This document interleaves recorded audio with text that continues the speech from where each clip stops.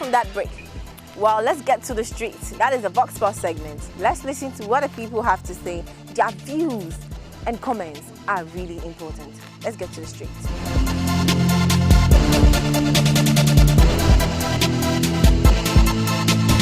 Like the road, we back stop, the place some high, we go feel stop for this side, but still, we back stop. It's a way a triangle. But I have no sharp careful. Now, so Echo Street.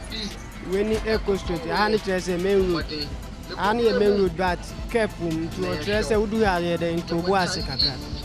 Somewhere, yeah, sign beer. I just say, maybe I will call a quan be a fancy to say motorway be. I can't crack one over to Nakwana Honiswa. It's now so yeah, there were two boys. And the road is narrow. Yeah, if you are coming from this place is narrow. Quite soon by Okwani man, I get to her.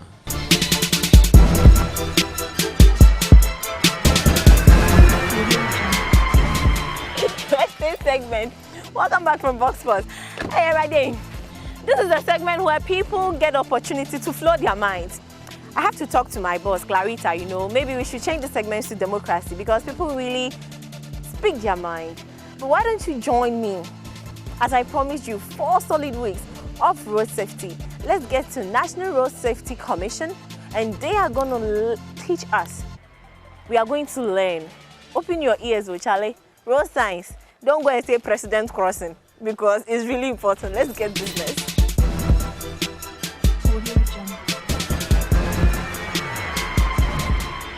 When we talk about road signs, we usually want to start from this, where we say in every industry, we have a language. And when we say a language, we mean that if you are, let's say you're an architect, whether you are in Poland or you are in South Africa, you should understand basic drawings because it's universal. So it's the same with road signs. Well, if you're a driver, whether you are in Norway or you're in Ghana, you should understand the road. And that is how come we have road signs. And it is universal. Anywhere you go, you find the same thing. And they are signs because we don't speak the same language. You could just move to Ivory Coast where they speak French. And if we put it in words, when you get to Ivory Coast and you can't speak French, myself, I can't speak French. So when I get there, how do I drive? Because I won't understand whatever is on the road. That is why we use road signs. And for the road signs, it is just a sign. When you see it, by the time you see it, it will have been interpreted into your own language for you. So you would understand it when you see it. Even if it is tree, when you see it, you understand it in the tree language because it is a sign. And wherever you go, you see that sign. So basically, when we say road signs, that is road signs. It is the road talking to you, and you should understand the road to use it. We have 4 forms of road signs. We have the warning signs, we have the mandatory signs, we have the information signs, and then the road line markings. I'm sure we all drive. When we drive, we see some signs. They have this blue background, and they normally warn you ahead of a caution. Let's say if you are getting to a pedestrian crossing, per se, where pedestrians cross, you see it about 50 meters away. It's blue. And it is telling you that there's a pedestrian crossing ahead. That is what a warning sign does. It tells you of the caution ahead. But before you get to where the caution is, then you see the red one. And the red one is telling you that it is here. So let's say if you're approaching a curve, you will see it that, oh, there's a curve ahead, maybe bend to the right.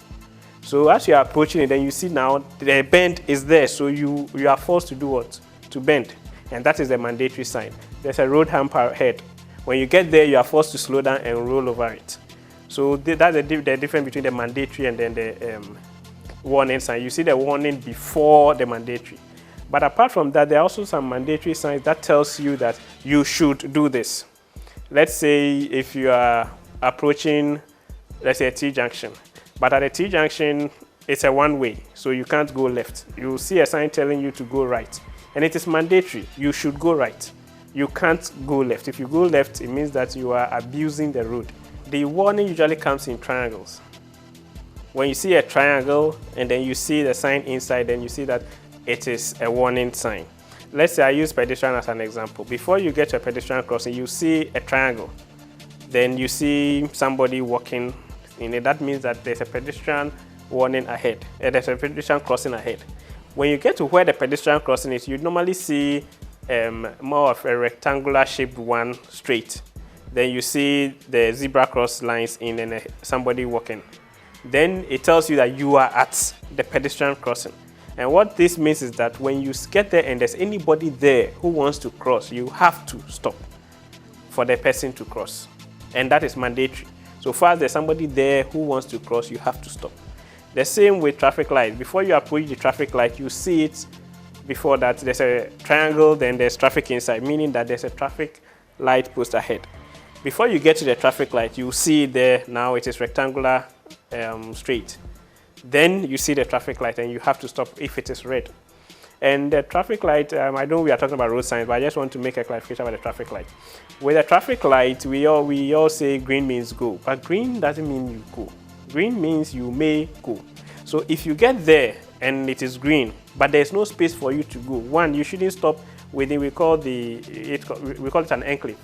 You shouldn't stop within it. So if there's traffic build up where you want to go, so if you go, you will stop within that enclave, then you don't have to go. You have to stop at the stop sign till it is clear before you go. So the green actually tells you that you may go if the road is clear.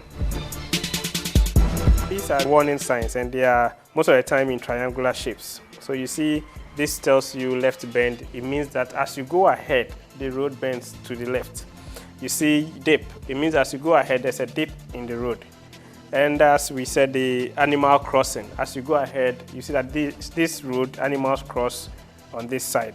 And we have two types of animal crossing. We have the domestic and then the wild, as I explained. When you get to these large bush areas, you see the animal crossing, that is the wildlife one. Then we come to the mandatory signs. They are most of the time in circular shapes. But we realize that one of the signs, that is a giveaway, it is in rectangular, but it is turned. And it is telling you that you on this road have to give way to the other person on the other road. It means that the other person on the other road has the priority over you. So if there's any car coming from there, you would have to stop for the person to cross. But if there's no car there, then you can just go through. But if you see the stop sign, which is hexagon in shape, it means that whether there's a car or there's no car, you have to stop and make sure that it is safe before you do what? You move. The rest are all in circular shape. So if you see the 100 meters, 100 kilometers, it means that that's the maximum speed you can go. In Ghana, we have this on the Temakra motorway, and that's the only road you can go up to 100 meters. Then we come to the informatory signs. The ones I told you, if you get to Konongo High Street, they tell you approaching Konongo High Street. So you see we have pedestrian crossing. This one is informing you that there's a pedestrian crossing ahead. This one, hospital, is informing you that there's a hospital around where you're going. Filling station, it's informing you that there's a filling station there. Level crossing. Level crossing is for the trains, where we have the train crossing the routes. So if you see the one with the one line, it means that it is 30 meters ahead. The one with the three lines means 90 meters ahead. So it only means that each line is 30 meters. So if you see 2, it is 60. If you see 3, it is 90. If you see 1, it is 30. Then we come to the road line markings. These are found on the road, and they are mostly painted in white. And as you see, this is the center lane marking. Sometimes they call that they have divided the road. But this actually has a meaning. The meaning of this sign is that you may cross. It means that you can overtake where you find these roads. You find that sometimes it is like this, solid line. The solid line means that you can't overtake. Although it is in the middle of the road, it also has its meanings. It is not just dividing the road. Sometimes you get to an area where you have double, where one is broken, one is solid. It means that if you're on the side where it is broken, you can overtake. But if you're on the side where it is solid, you can't overtake.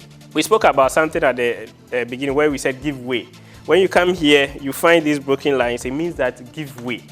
And most of the time when you see this and you see the sign, the mandatory sign there too, it means that if there's no car here, you can just drive through. But then if it is like this, which is telling you stop, it means that you have to stop whether there is a car or there is no car. And when we normally, when we are approaching this roundabouts, we realize that we see these things just before the roundabout. These are no-go areas. As a vehicle, you should never pass through these lines. It is there for the pedestrians who want to cross at the roundabout, where they cross one side, they come and stand here. If it is safe, they cross at the other side. But as a vehicle, you should never pass through here. You realize that some of the cars park there and think it is not allowed.